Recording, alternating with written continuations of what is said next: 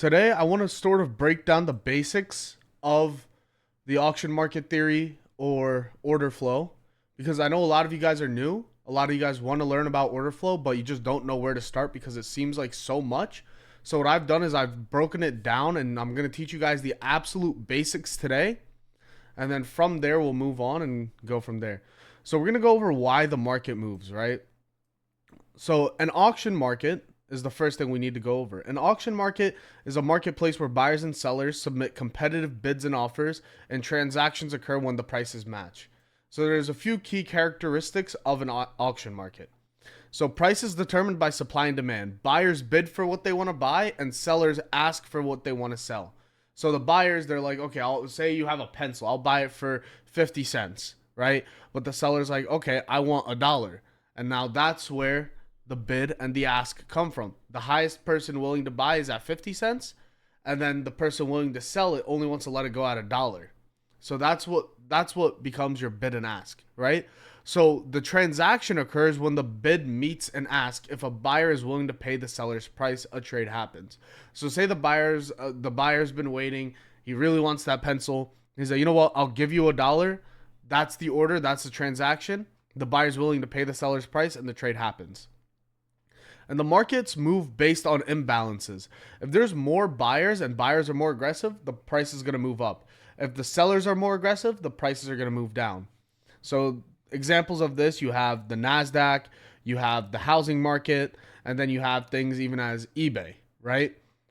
So like the housing market, people weren't buying houses that much in 2015, 2016, 2017, 2018.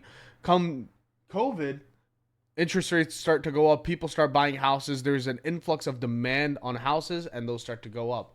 When Pokemon cards were huge a few years ago, right? No one was buying them in 2012, 13, 14, 15, 16, I don't know, right? But then it became popular on social media in like 2021, 2022. Everyone started buying Pokemon cards, and the prices of those went up. So basically, that's called an imbalance. If there's more aggressive buyers, the price is going to go up. Now, there's a few different participants in the market that you have to understand. So the market's made up of different participants playing a different role in the auction process. These participants either provide liquidity or they consume the liquidity, influencing the price movement. So you have the buyers, who are the bidders. They're traders looking to buy at the best possible price. So what they do is they place bids. They're not just buying what the seller is asking, right? So if the seller's asking, hey, oh, I want to sell I want to sell this pencil for $1. They're like, you know what? I don't think it's worth $1. I'm going to try to buy it for 50 cents, right? So they place a bid. And they place bids at specific price levels, waiting for the seller to match their offer.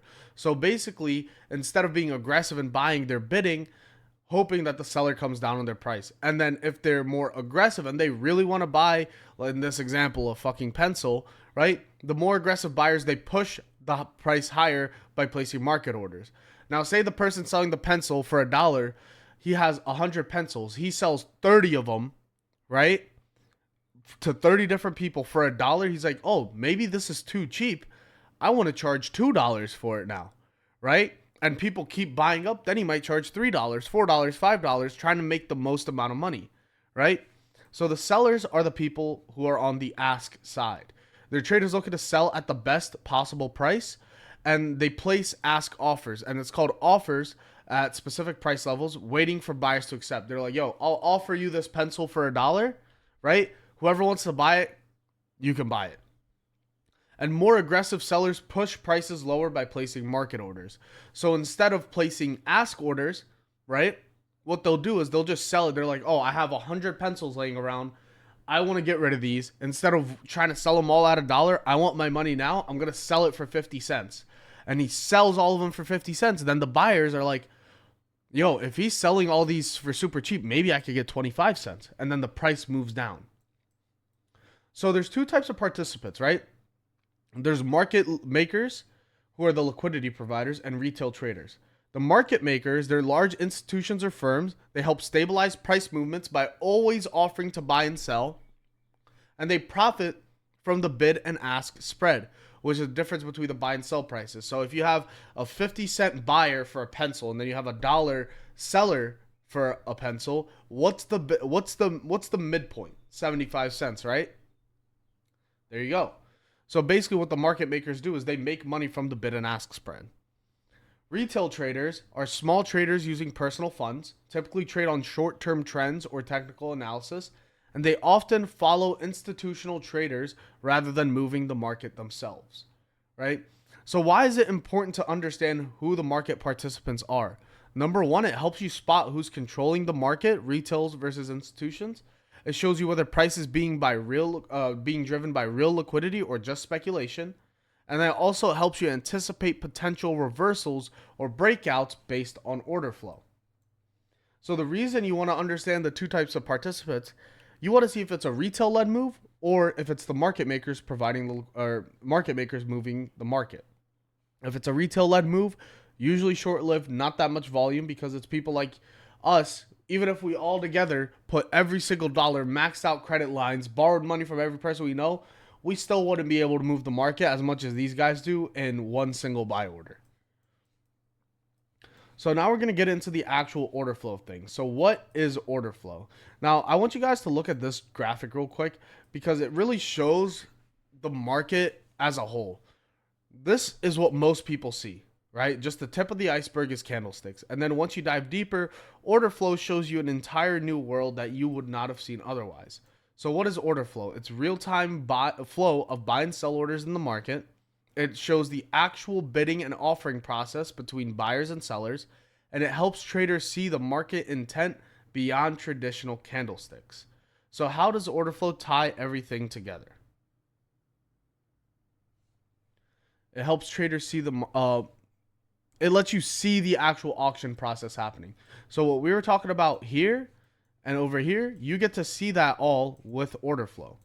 So right here on the footprint charts, you can see this little excerpt that we took out of the footprint charts. This is what it looks like on the order flow or on the footprint chart. So a footprint chart is a trading tool that provides a detailed view of buying and selling activity at each price level in a candlestick. So the purpose is to help the trader see real-time order flow, identify buy and sell pressure, and it reveals market strength and weakness. Now, what I like to refer to as a footprint chart is just the skeleton of the candlestick. So this is the candlestick. This is the footprint chart.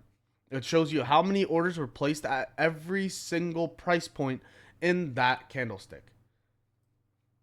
Now, it doesn't mean you have to go one by one, look at every single price point.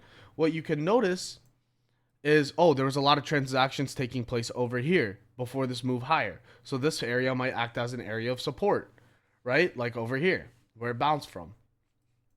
So why should you use footprint charts in the first place? The problem with candlestick charts, they only show the OHLC, which is the open, high, low, close. They don't tell us who's in control, and it's hard to spot real volume distribution within a candle, right? So could you have predicted this to be a fake out? You have a green trend, right? You're long in the market. If you see this candle, right? Let's say you don't see anything else. If you saw this happen, if I showed you just this, would you expect the market to continue higher or lower? Be honest. You will look at this candle and be like, oh my God, market's rejecting. We're probably going to go lower. Now, how do footprint charts give more information? Let's get into it. A traditional candlestick chart, this 8-point drop would scare you out of your long positions. Now, over here on the footprint chart, what you'll notice is high volume shelves. You see large amounts of buyers stepping in, lots of green volume coming in, meaning that on this drop, the buyers are still active in the market, and instead of selling, they're actually buying into the sellers. So the sellers are selling into their buy orders, causing this move up. Now, if you looked at this way, you would have gotten stopped out. If you looked at it here, you would have been completely confident in holding your trade. Very, very simple stuff. Now, how do you actually read a footprint chart, right? So this is what my footprint charts look like. Over here on the left, you have the volume. It tells you how many trades were placed, the amount of volume. On the right, you have the delta. Now, a lot of people ask me what the delta is. It's when you take the difference between the ask and the bid volume. If it's positive delta, that means buyers are aggressive. If it's negative delta, that means sellers are aggressive. So right here, This is aggressive buying. This is aggressive buying. This is aggressive selling, right? And aggressive buyers. Over here on the top, the number shows you the total delta. And at the bottom, it shows you the total volume. All right. Now, this is one of my favorite setups that I like trading. You guys will always see. It's right here. You have a big sell order. You see a bunch of sellers selling, right? It's high volume. You notice the large volume with large negative delta, but price isn't moving down, right? What does that mean? There's a bunch of sellers placing heavy sells at market, right? Trying to push the price lower, but the price isn't moving down. Why is that? I don't care if you guys are wrong. I want everyone to participate. Passive buyers, correct. So what you're seeing is you're seeing sellers sell. So right here we have a red candle, right? You have sellers selling market orders, right? Trying to make the price go down. But down here, you have a bunch of passive buyers who had their bids placed here. They're waiting for the market to come down here so that they can buy up those orders. So all these sellers are selling, the price goes down, touches into that pool of liquidity, all those buyers that had their bids placed there. So they're selling their shares and these guys are buying and it moves the price up, right? So that's called absorption. All the sellers are getting absorbed by the larger buyers. So it's levels where large volume is traded, but price doesn't move. This indicates potential support or resistance. Notice how we saw heavy selling happening. Price didn't move down. Next thing you know, the buy orders get filled and the market rallies, right? Now, it's important to know that you should only be using order flow as a confluence to an existing strategy, whether that's supply and demand, whether that's, drawing support and resistance levels. Say I had a demand zone here and I see this heavy selling, but price isn't moving. I'm longing the shit out of this, right? I'm longing the absolute fuck out of the market here. When I see large amounts of sellers, but price isn't moving down and it's in a demand zone where we previously bounced from before, before with candlesticks, you would just assume, oh, buyers should step in here. Here, you see the buyer stepping in and you see the sellers getting absorbed. You see the buyer step in here. You see it everywhere, right? So that's how I like to use order flow to catch top and bottom ticks, right? I'll have levels drawn out on the chart, but instead of just guessing where we're going to reject from, this is literally how you bottom tick. You see these big sell orders come in, you see it start to wick, and it's at one of your levels. You buy here, that's a bottom tick, and the market goes higher. So what we'll do now, we'll have some questions. If you guys have any questions, type them in the chat, and we'll go through all of them right now.